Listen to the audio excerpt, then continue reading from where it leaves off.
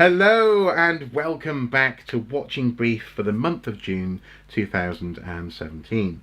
I'm joined once again by my co-host Andy Brockman.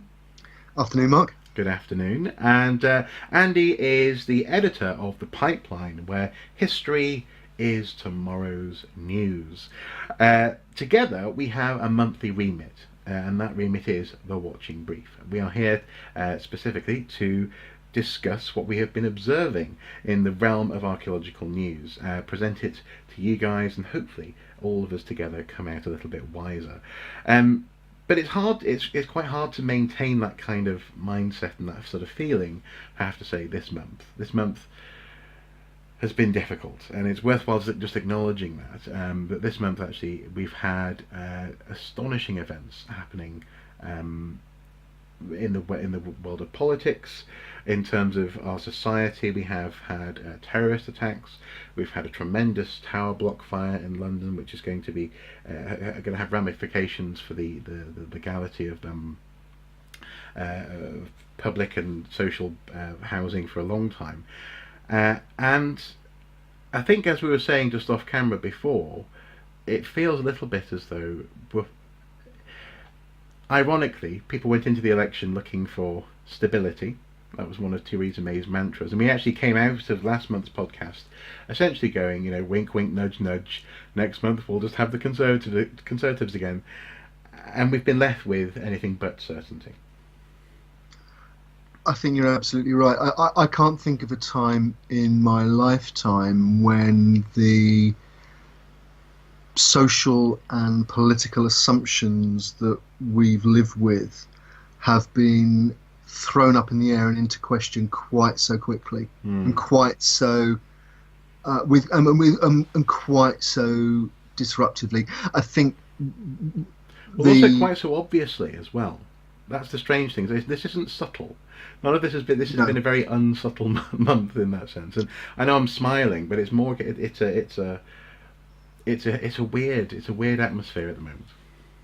It's a very strange atmosphere.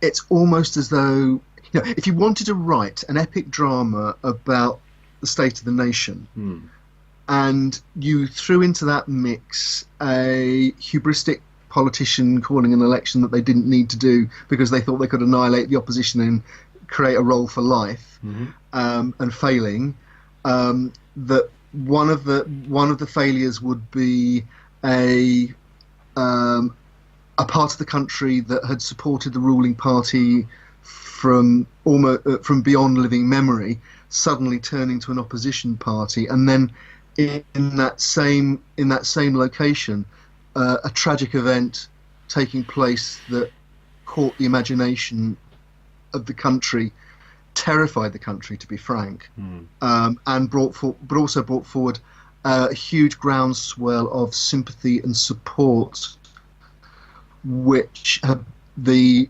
government at a local and national level have been completely unable to supply.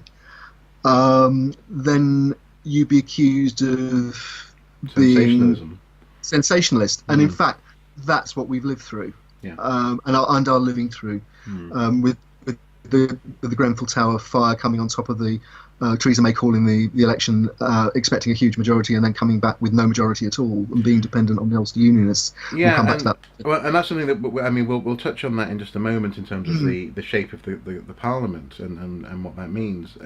But I think it's interesting how, again, off camera, I was saying before how you can imagine in 500 years' time some descendant of David Starkey, a TV historian, Yes.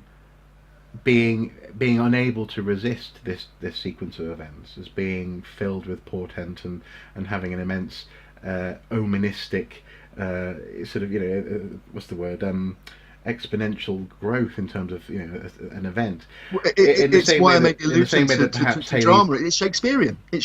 Yeah. In the same way that, for example, Halley's Comet or something would have been seen. It's been an astonishing month.